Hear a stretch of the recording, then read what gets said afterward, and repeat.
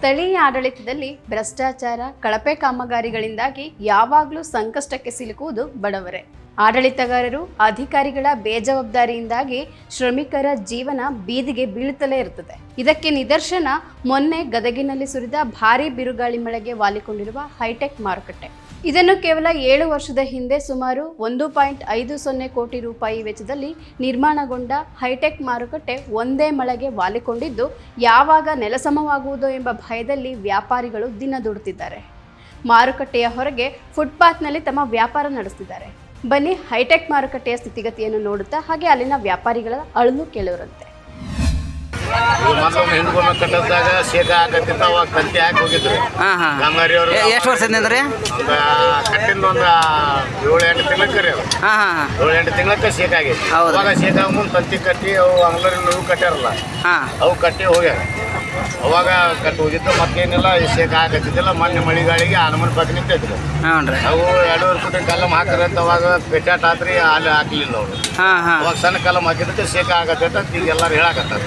ಹೌದ್ರಿ, ಅದಕ್ಕೂ ಶಕ್ತಿ ಅದ್ರ ವೇಟ್ ಹಿಡಿಬೇಕಲ್ರಿ. ಅದು ವೇಟ್ ಹಿಡಿಬೇಕ. ಇನ್ನು ಬರ್ತಾರ ಅಂತ ಹೇಳಿ ಹೇಳಕತ್ತಾರ. ಇನ್ನು ಯಾರು ಬಂದಿಲ್ಲ, ಯಾರು ಕೇಳಿಲ್ಲ. ಹೌದ್ರಿ?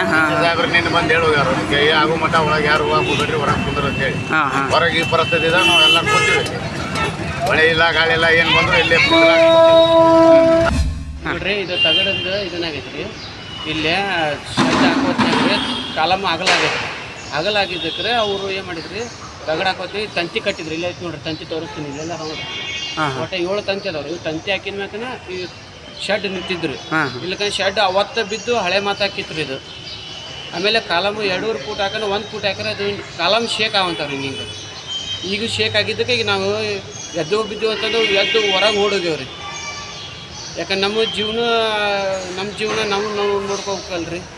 ಅದ್ರ ಸಂಬಂಧ ರೀ ನಾವು ಎದ್ದು ಬಿಟ್ಟು ಜೀವನ ಕಾಪಾಡ್ಕೋಬೇಕಂತಂದು ನಾವು ಹೊರಗೆ ಓಡೋಗ್ಯವ್ರಿ. ನಾವು ಹೈಟೆಕ್ ಮಾರ್ಕೆಟ್ ಅಂತಂದು ಹೆಸರು ಇಟ್ಟಿದ್ರು ಇದು ಮಾರ್ಕೆಟ್ ಅಂತ. ಆದರೆ ಇದು ಹೈಟೆಕ್ ಅಂತ ಮಾರ್ಕೆಟ್ ಹೆಸರು ಚಲೋ ಐತ್ರಿ. ಆದ್ರೂ ಕಳಪೆ ಕಾರ್ಯ ಮಾಡಿ ಕ್ಯಾಟ ಇದು ಯಾವುದೂ ಶಾಶ್ವತ ಇಲ್ಲಾರ್ದಂಗೆ ಮಾಡಿಬಿಟ್ಟಾರ. ಇದು ನಮ್ಮ ಕನಿಷ್ಠ ಒಂದು 10-20 ವರ್ಷ ಶಾಶ್ವತ ಆಗಂಗಾರ ಮಾಡಿದ್ರೆ ಚಲೋ ಆಕೈತಿ. ಕಟ್ಟಿದೊಂದು 7 ವರ್ಷಕ್ಕೆ ಇದು 7 ವರ್ಷಕ್ಕೆ ಕಟ್ಟು ಮಾಡೋತ್ನಾಗ ಅರ್ಧ ಶೇಕ್ ಆಗೈತ್ರಿ ಇದು.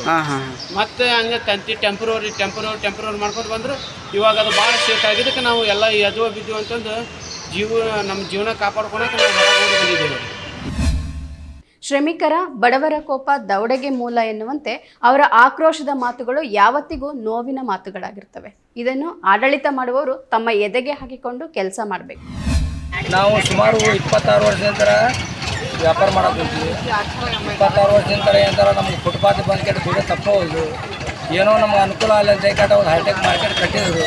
ಆ ಹೈಟೆಕ್ ಮಾರ್ಕೆಟು ಸುಮಾರು ಒಂದು 7-8 ವರ್ಷ ಆಗಿದೆ ಕಟ್ಟಿಗೆ. 2 ಕೋಟಿ ಅಥವಾ 2.5 ಕೋಟಿ ರೂಪಾಯಿದಲ್ಲಿ ಕಟ್ಟಿದ್ರು. ಅದರದ್ದು ಕಾಮಗಾರಿ ಅಂತೆಲ್ಲ ನಮ್ಮ ಮನ್ಸು ಬರೋಂಗೆ ಅದು ಆಗಿಲ್ಲ. ಏನೋ ಒಂದು ರಾಜಕೀಯ ಅಂತ ಆಗಲಿ, ಒಂದು ಯಾವುದೋ ಒಂದು ಕಮಿಷನರ್ ಅಂತ ಆಗಲಿ, ಯಾವುದೋ ಒಂದು DC ಅಂತ ಆಗಲಿ, ಏನು ಕಾಮಗಾರಿ ಮಾಡಿದ್ರು, ಏನು ಮಾತಾಡಿದ್ರು, ಆದರೆ ಕಾಮಗಾರಿ ಮಾತಾಡೋದು ಹೇಳ್ಕೊಳಂಗೆ ಆಗಲಿಲ್ಲ. ನಾವು ಮನೇಲಿ ಒಂದು ಮದುವೆ ಮಾಡಬೇಕಾದ್ರೆ ಎಲ್ಲ ವಿಚಾರ ಮಾಡ್ತೀವಿ. ಒಂದು ಕನ್ಯೆ ತೊಗೊಳಕ್ಕೆ ವಿಚಾರ ಮಾಡ್ತೀವಿ. ಒಂದು ಮನೆ ಕಟ್ಟಬೇಕಾದ್ರೂ ವಿಚಾರ ಮಾಡ್ತೀವಿ. ಅಂಥದ್ರಲ್ಲಿ ಇಂಥ ದೊಡ್ಡ ಒಂದು ಹೈಟೆಕ್ ಮಾರುಕಟ್ಟೆನೂ ಈ ಥರ ಕಳಪೆ ಕಾಮಗಾರಿ ಮಾಡಿದರೆ ಏನಾದರೂ ಅದು ಈಗ ಕಡಿಮೆ ಕೆಪಾಕ್ಷ ಒಂದು 2 ಮಳೆ ಬಂದಾಗಾಯ್ತು, ಗಾಳಿ ಬಂದಾಗಾಯ್ತು, 2 ಟೈಮ್ ಅದು ಆಲ್ರೆಡಿ ಅದು ಕ್ರ್ಯಾಕ್ ಬಿಟ್ಟಿದೆ. ಅದು ಕಾಲಮ್ ಎಲ್ಲ ಕ್ರ್ಯಾಕ್ ಬಿಟ್ಟಿದೆ. ಅದು ಅವಾಗ ಮತ್ತೆ ಬಂದು ಅದಕ್ಕೆ ಏನೋ ಒಂದು ತಂತಿ ಕಟ್ಟಿ ಮತ್ತೇನೋ ಒಂದು ಬಿಗಿ ಮಾಡಿ ಮತ್ತೆ ಅದು ಕಾಲಮ್ ಅದಕ್ಕೆ ಸಪೋರ್ಟ್ ಕೊಟ್ಟು ಏನಂತ ಮತ್ತೆ ಅದು ಚಾಲನೆ ಮಾಡಿದರು. ಆದರೂ ಕೂಡ ಅದು ಎಷ್ಟು 2 ಅಥವಾ 3 ವರ್ಷ ನಡೀತು.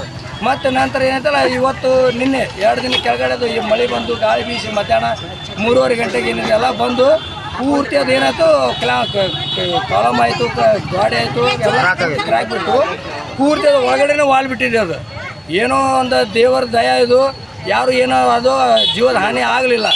ಆದ ಕಾರಣ ಅದು ಏನೈತಲ್ಲ, ಏನೋ ನಾವು ಬಂದು ಮತ್ತು ಸಾಹೇಬರು ಬಂದು ಮತ್ತು ನಮಗೆ ಹೊರಗಡೆ ಕಳಿಸಿ 5 ಗಂಟೆ ಸುಮಾರು ನಾವೆಲ್ಲರೂ ಹೊರಗೆ ಬಂದ್ವಿ. ಈಗ ಅದು ಏನಂತಲ್ಲ ಮತ್ತೆ ಕಾಮಗಾರಿ ಚಾಲೂ ಮಾಡಿದ್ದಾರೆ. ಆದರೆ ನಮ್ಮ ಕಾಮಗಾರಿ ಈ ರೀತಿ ಮಾಡಿದ್ರೆ ಅಂತಲ್ಲ ಜೀವಕ್ಕೆ ಹಾನಿ ಆಗೋದಂತೂ 100ಕ್ಕೆ 100 ಸತ್ಯ. ಅದಕ್ಕೆ ಏನೈತಲ್ಲ, ಯಾವುದೋ ಆಗಲಿ, ಯಾವುದೋ ಅಧಿಕಾರಿ ಆಗಲಿ, ಒಂದು ರಾಜಕೀಯ ವ್ಯಕ್ತಿ ಆಗಲಿ, ಏನೋ ಆಗಲಿ, ಅವ್ರು ಏನೈತಲ್ಲ ನಂದು ಮನಿದು ನನ್ನನ್ನು ತಿಳ್ಕೊಂಡು ಏನೈತಲ್ಲ ಒಳ್ಳೆ ಕಾಮಗಾರಿ ಮಾಡಲಿ. ಅವ್ರು ಹೇಳ್ತಾರೆ ಎಲ್ಲರೂ ಸಾಯೋವರೆಗೂ ನನ್ನ ಆಯ್ತು, ನನ್ನ ಮಕ್ಕಳಾಯ್ತು ಎಲ್ಲರೂ ನೆನೆಸ್ತಾರೆ. ಅಂಥ ಕೆಲಸ ಮಾಡಲಿ. ಕೈಲಿ ದುಡ್ಡು ಹಾಕಿಟ್ಟು ಒಳ್ಳೆ ಕೆಲಸ ಮಾಡಬೇಕು. ಇದರಲ್ಲಿ ಏನಂತಲ್ಲ ಯಾವುದೋ ಒಂದು ರಾಜಕೀಯ ಅಂತ ಆಗಲಿ, ಯಾವುದೋ ಒಂದು ಇದು ಅಂತ ಆಗಲಿ, ರೊಕ್ಕದ ವ್ಯವಹಾರ ಅಂತ ಆಗಲಿ ಮಾಡಬಾರ್ದು. ನಾ ಹೇಳೋದು ಇಷ್ಟೇ, ಮತ್ತೇನಿಲ್ಲ. ಯಾಕಂದರೆ ಎಷ್ಟೋ ಜನ ಬರ್ತಾರೆ ಹೋಗ್ತಾರೆ ಅಲ್ಲಿ ಸಣ್ಣ ಸಣ್ಣ ಮಕ್ಕಳು ಬರ್ತಾವೆ.